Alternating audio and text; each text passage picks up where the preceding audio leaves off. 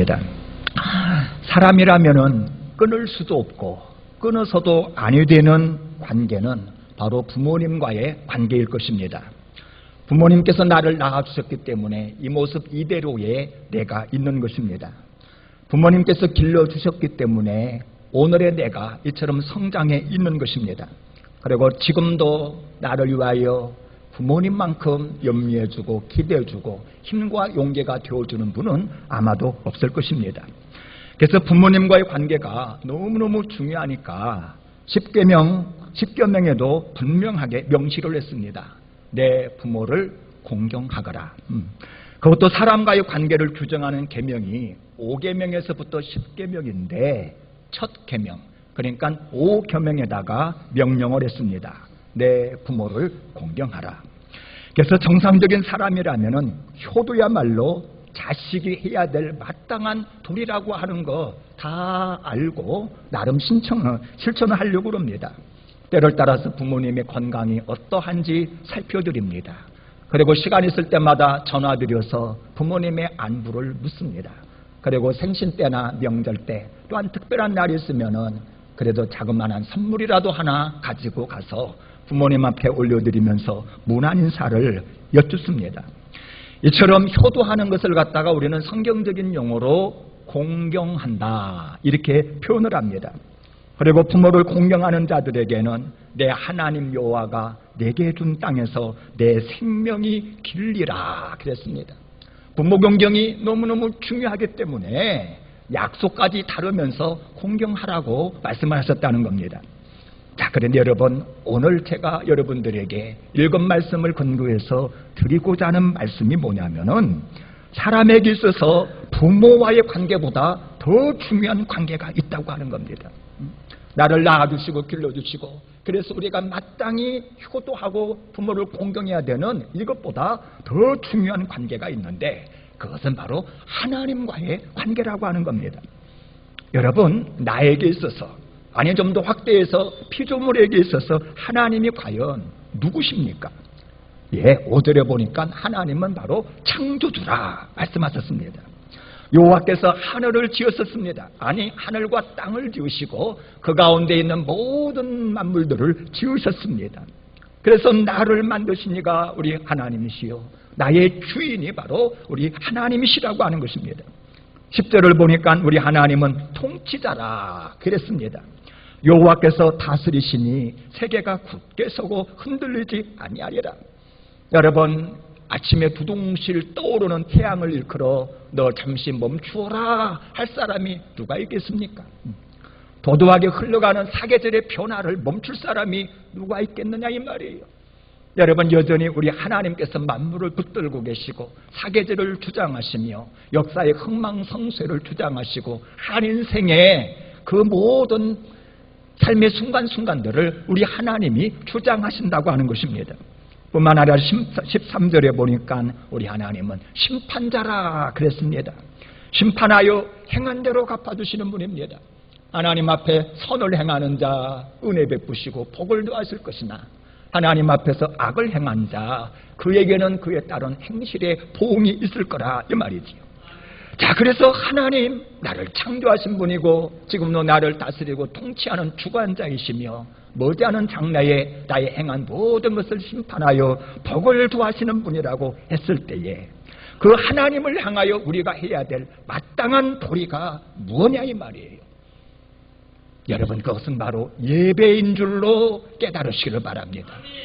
우리가 살아가면서 부모님 앞에 마땅히 해야 될 바가 효도라 했을 때에 우리는 더 나아가서 하나님 앞에서 우리가 마땅히 인간된 도리로서 구원받은 자로서 해야 될 것은 하나님을 향하여 예배하는 거라 이 말입니다. 여러분, 하나님 우리를 참으로 아름답게 만드셨어요. 그리고 하나님이 만드신 자연 속에 우리를 두셨어요.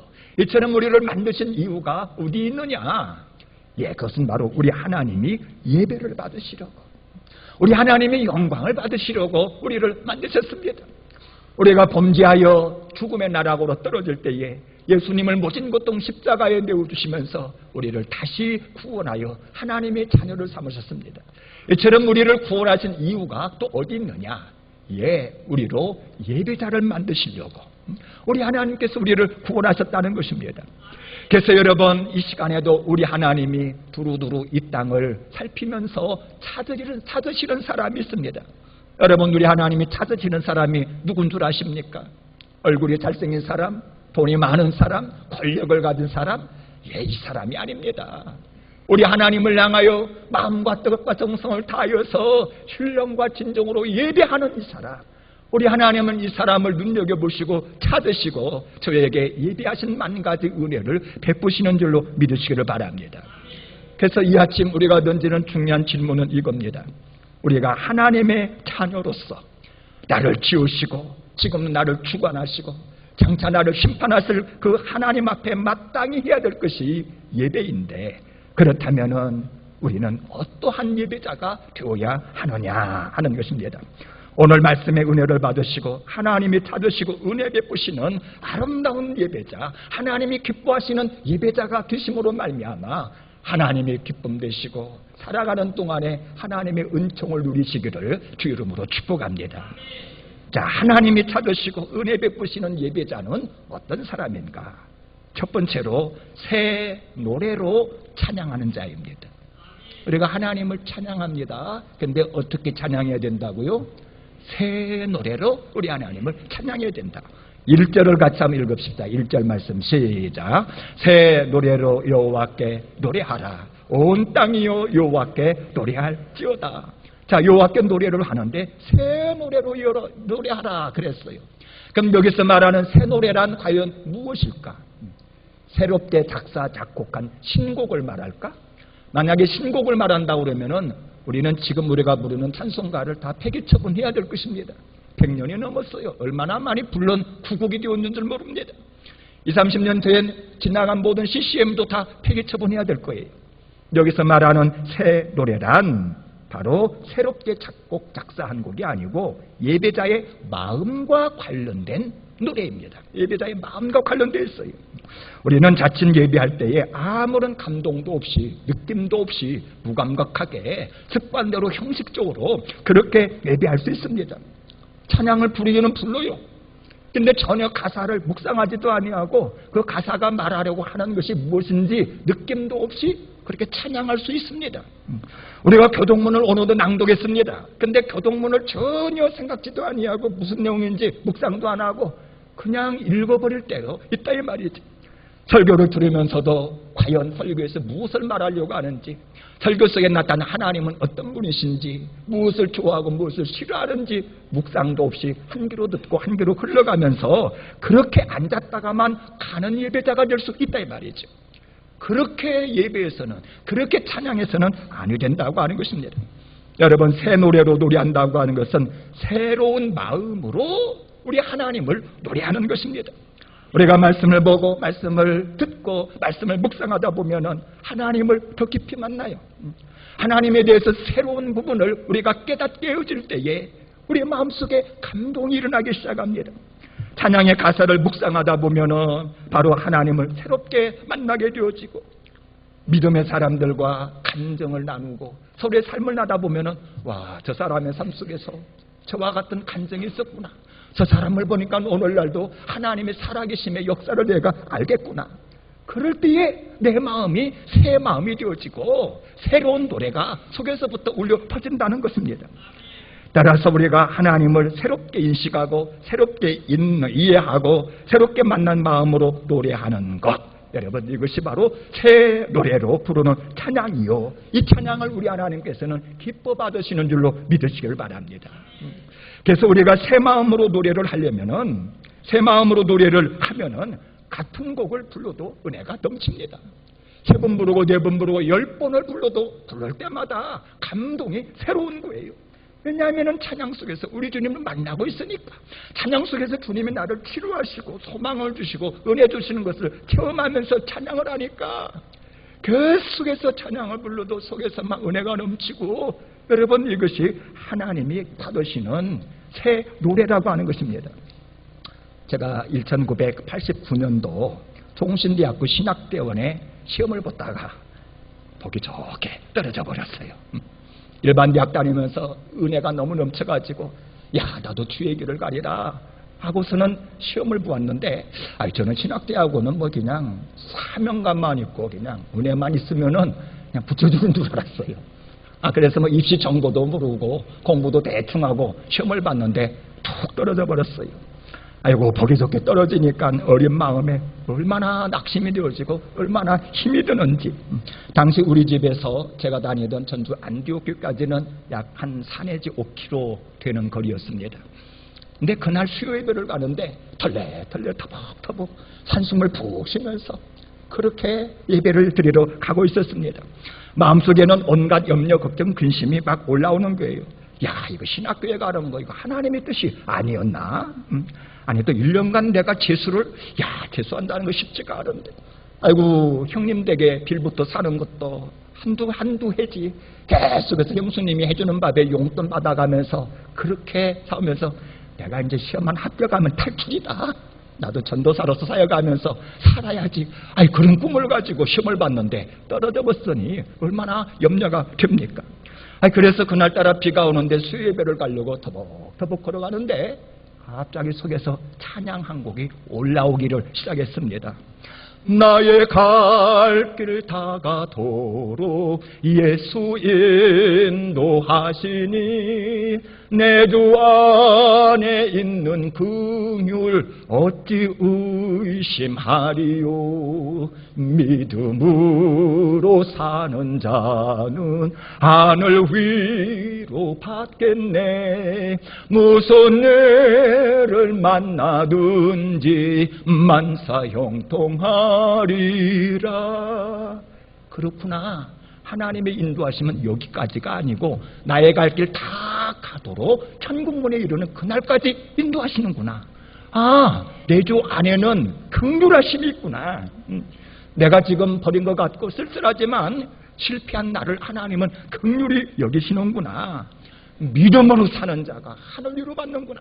내가 환경이고 떠나서 믿음으로 달려가면 반드시 하나님의 위로가 있겠구나. 이 찬양을 막 계속 부르는데 2절, 3절 가사 하나가 얼마나 힘이 되어지면서 내 마음을 치료하시고 용기를 주고 소망을 주는지, 저는 그날 비를 철철 맞으면서 이 찬양을 부르면서 심령이 막 회복되어지면서 하나님이 힘과 용기를 주는 것을 얼마나 많이 체험했는지 몰라요.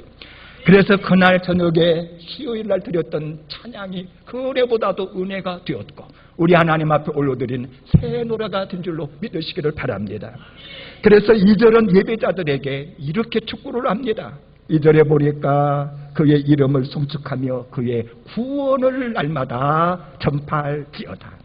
우리 하나님께서 낙심된 자, 실패한 자, 넘어진 자, 죄진 자들을 구원해 내시는 그 구원의 역사가 신비롭다는 거예요. 그 구원을 전파하고 내가 구원을 날마다 체험한다고 하는 것, 이것이 중요하다는 겁니다. 3절은 말합니다.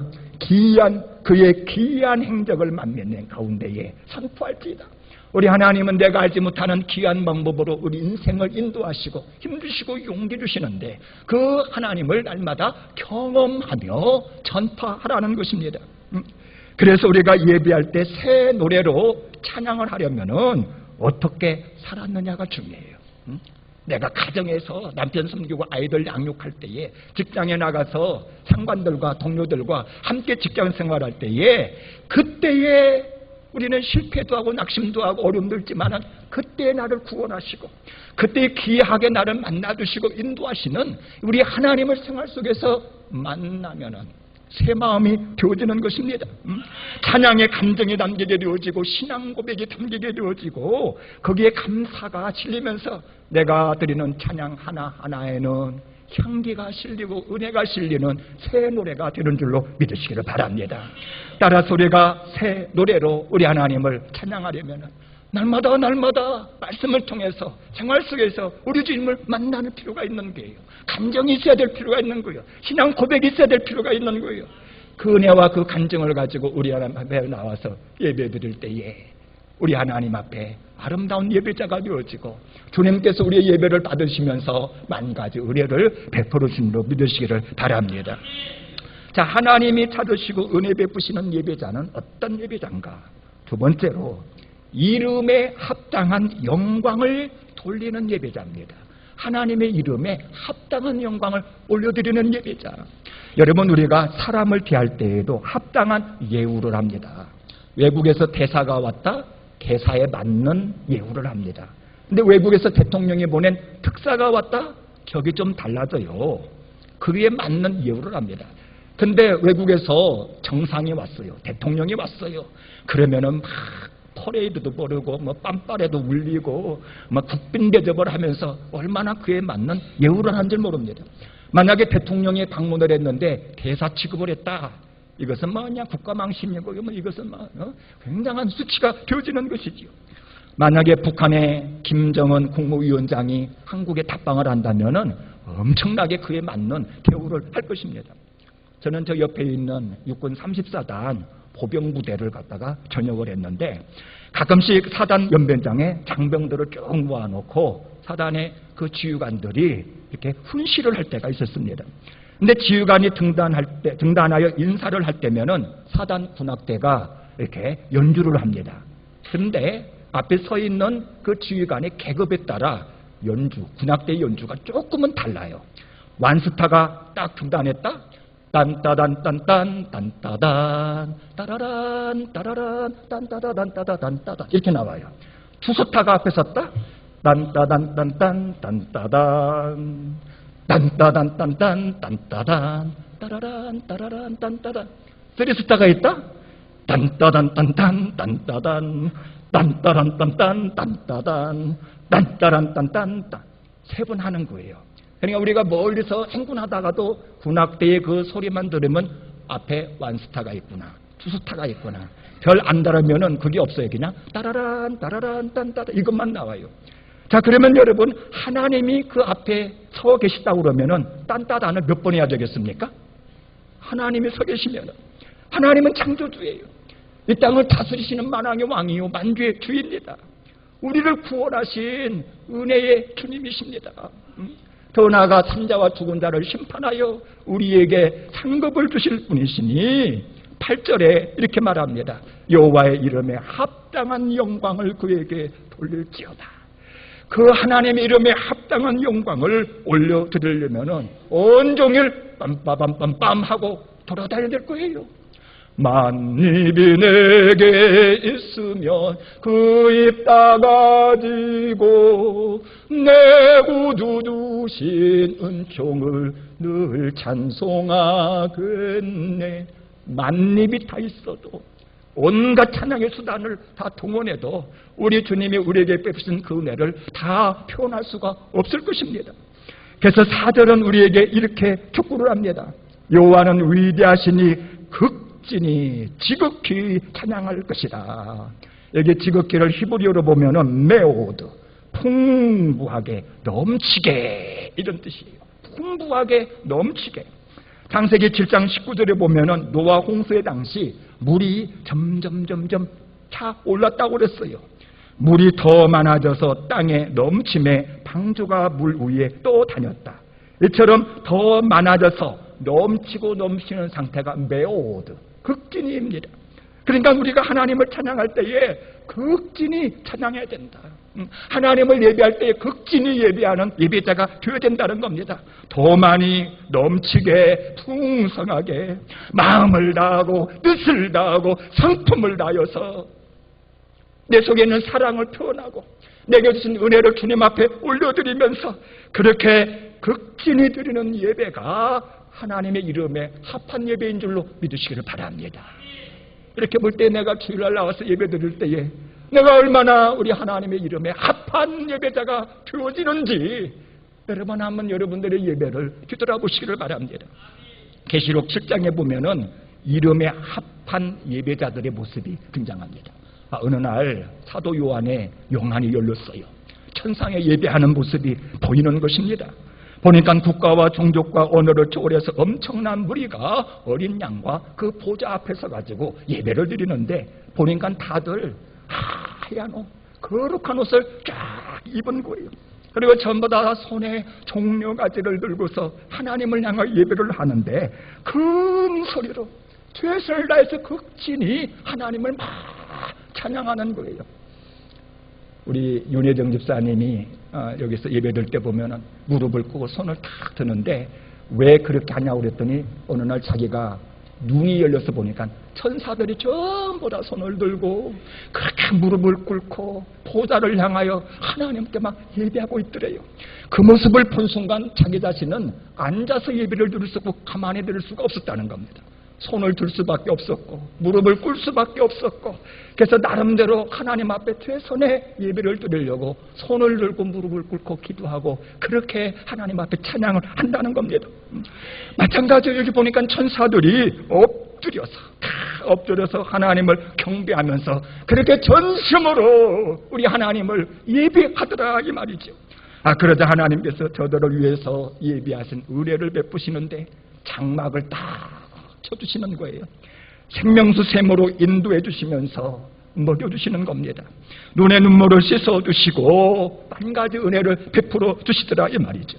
여러분, 이것이 바로 예배자들에게 베풀어 주시는 하나님의 은혜인 줄로 믿으시길 바랍니다. 따라서 우리 예배를 드릴 때에 우리가 예배하는 분이, 내 예배를 받으시는 분이 바로 하나님이신 줄 기억하시고 그 이름에 합당한 예배, 지극한 영광, 최선을 다한 예배를 드리시기를 주의 이름으로 축복합니다. 우리 하나님이 기뻐 받으시고 예배하신 은혜를 충만하게 더하실 줄로 믿습니다. 자, 하나님이 찾으시고 은혜 베푸시는 예배자는 어떤 사람인가? 세 번째로 예물을 들고 그의 궁정에 들어가는 예배자입니다. 예물을 들고 그의 궁정에 들어가는 예배자. 여러분, 예배를 갖다가 다른 말로 구약적인 언어로 하자면은 제사가 아닙니까?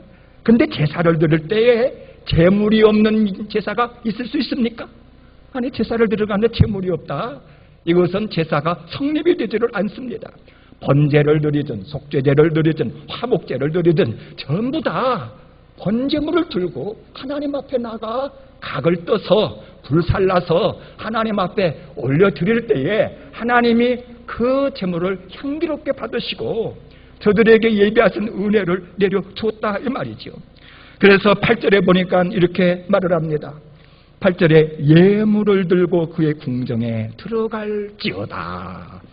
여기서 예물은 제물이지요. 궁정은 하나님의 성소지요. 그러니까 제물을 들고 하나님의 성소 앞에 나아가 그곳에서 하나님 앞에 예배를 드려라라는 겁니다. 그래서 구약의 모든 예배자들은 예배할 때마다 나름의 제물을 가지고 하나님 앞에 나와 드리면서 예배를 드렸어요. 족장이나 부자들은 황소를 드립니다. 일반 평민들은 양이나 염소를 우리 하나님 앞에 올려드렸습니다. 진짜 하나님 앞에 드릴 물질이 없는 사람은 정성껏 비둘기 한 마리라도 잘 이렇게 가지고 하나님 앞에 와서 드리면서 그렇게 예배를 드렸다는 것입니다. 그래서 노아가 제단을 쌓을 때에 하나님께서는 향기나객을 받으시고 무지개 언약을 허락하시면서 이 땅을 다시는 내가 물로 심판하지 아니하고 이 땅에 평화를 주리라 약속하셨어요. 마누아가 제단을 쌓을 때에 하나님이 받으시고 저에게 삼손이라고 하는 아름다운 인물을 선물로 허락해 주었습니다. 자, 그러면 오늘날 우리가 예배를 드릴 때도 소잡고 양잡아서 우리 하나님 앞에 드려야 되느냐? 여러분, 그것은 아닙니다. 오늘날 우리는 예수님의 피를 힘입어서 하늘 지성소의 그의 궁정에 들어가는 줄로 믿으시길 바랍니다. 예수님의 부여를 힘입어서 하나님을 가장 만족시킨 제물은 어린 양 예수입니다. 우리의 모든 죄를 대속한 제물은 바로 어린 양 예수입니다. 그래서 어린 양 예수는 영원한 산제물이 되는 거예요. 2000년 전이나 지금이나 앞으로나 우리는 예수님의 보혈을 의지해서 하나님 앞에 나가 하나님의 얼굴을 비옵는 것입니다. 그래서 보혈을 의지해서 우리 하나님 앞에 나아가서 나 자신을 하나님 앞에 산제물로 드리는 거예요. 그러므로 하나님의 자비하심으로 너희를 권하노니 너희 보험을 하나님이 기뻐하시는 산제사로 하나님 앞에 드려라. 이게 바로 구원받은 자들에게 촉구하는 예배입니다. 그래서 하나님 앞에 나아가 내 몸을 드립니다. 내 물질을 드립니다. 내 시간을 드립니다. 내게 주신 은사를 최선을 다해서 우리 하나님 앞에 올려드리는 거예요. 내 자신이 향기나는 산제물 되기를 원합니다. 근데 마태복음 23장 24절에 보면은 예수님께서 바리새인들이 드리는 제사를 쭉 보다가 저들의 제사를 좀 책망한 적이 있었어요. 보니까 예수님이 바리새인들을 보니까 11조를 드리는데 우양의 11조는 물론이고 박하와 근채, 회양의 11조도 드리더라 이 말이죠. 우리들로 말하면은 배추, 부추, 상추 이런 것에 11조까지 철저하게 드렸단 말이죠. 자, 좋다는 겁니다. 하나님 앞에 예물을 드리되 철저하게 드리는 것을 좋은데 예물 속에 정의, 이것은 공평입니다. 긍휼, 이것은 더불어 살아가는 사람들을 긍휼히 불쌍히 여기는 마음입니다. 믿음, 하나님을 신뢰하는 마음입니다. 근데 바로 이 정의와 긍휼과 믿음이 빠져버린 예배를 드리더라는 얘기입니다. 그러니까 사람들 보기에 겉으로는 화려해요. 철저합니다. 존경을 받을 만한 그런 예배자들입니다. 그러나 하나님의 중심을 딱 쳐다보니까 율법 정신이 완전히 빠져버린 형식적인 예배를 드리더라 이 말이죠. 그래서 예수님이 촉구하신 것입니다. 하나님께 예물을 드릴 때에는 의와 긍휼과 믿음을 함께 드려라는 거예요. 마음 담은 예물, 사랑 담은 예물, 믿음 담은 예물을 우리 하나님 앞에 드리라는 거예요. 그래서 창세기에 보니까 하나님께서 아벨과 그의 제사는 하나님이 받으셨어요. 왜? 그가 믿음으로 하나님 앞에 드렸기 때문에. 그러나 가인과 그의 제사는 받지 않으셨다고 그랬습니다. 왜 그렇습니까? 믿음이 빠져버린 제사였기 때문에 그렇다는 것입니다.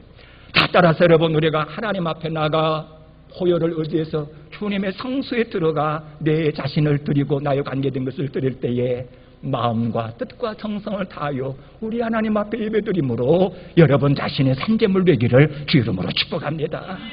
이때 하나님 주시는 은혜가 있는 거예요. 한 해가 저물어 가던 지난 연말, 그러니까 그날이 12월 29일 토요일이었어요. 교회 집사님으로부터 전화 한 통이 왔어요. 받아보니까 목사님 내가 오늘 너무너무 좋은 일이 있어서 간증하려고 나한테 전화를 했다고 그러는 거예요.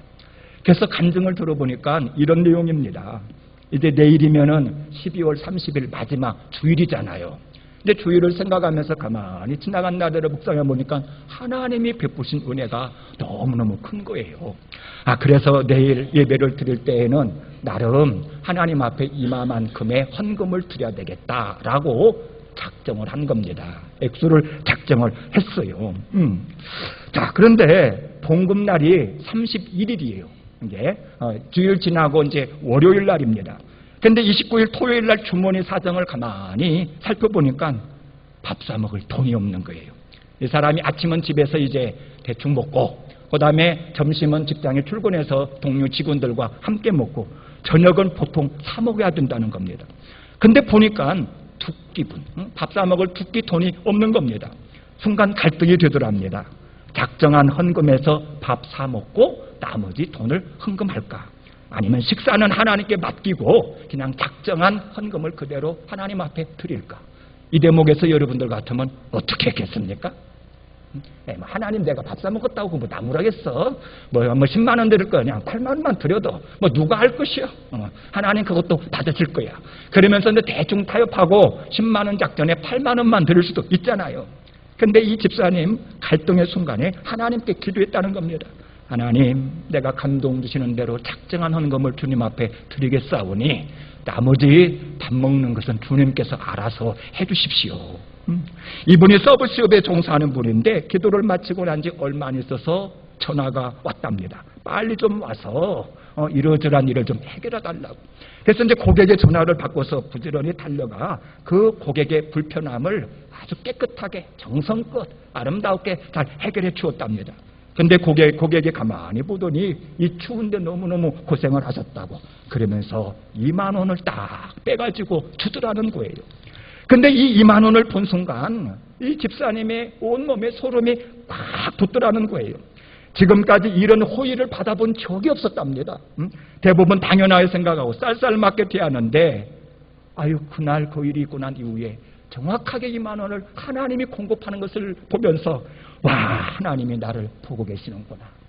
내가 주님 앞에 최선을 다해 살아갈 때 하나님이 나를 먹이시고 입히시고 인도하시는구나. 이 돈이 문제가 아니라 하나님이 나와 함께 하시고 하나님이 나를 보호하시고 하나님이 인도하신다고 하는 이 사실을 아니까 너무너무 기쁜 거예요. 막 속에서부터 막 찬양이 올라오는 것입니다. 모르긴 해도 집사님이 드린 한 해 마지막 주일의 예배는 하나님이 기뻐 받으시는 찬양을 올리고 자기 자신의 산재물에도요 우리 하나님 앞에 올려드린 줄로 믿습니다. 주님을 새롭게 알게 된 감동이 있어서 새로운 찬양을 올려드렸지요. 의와 신과 믿음을 담은 향기 남은 제물에도요 자기 자신을 우리 하나님 앞에 올려드렸으니 우리 하나님이 얼마나 기뻐했겠느냐 이 말이지요. 자, 원하기는 남은 인생 사는 동안에 나를 키우시고 주장하시고 심판하시는 우리 주님을 예배하시되 새 노래로 예배하는 예배자가 되시기를 바랍니다. 그 이름에 합당한 영광을 돌리는 최선의 예배자가 되시기를 바랍니다. 예물을 들고 그의 궁전에 들어가 주님 앞에 내 자신을 드릴 수 있는 아름다운 예배자 되심으로 하나님의 기쁨 되시기를 그 이름으로 축복합니다.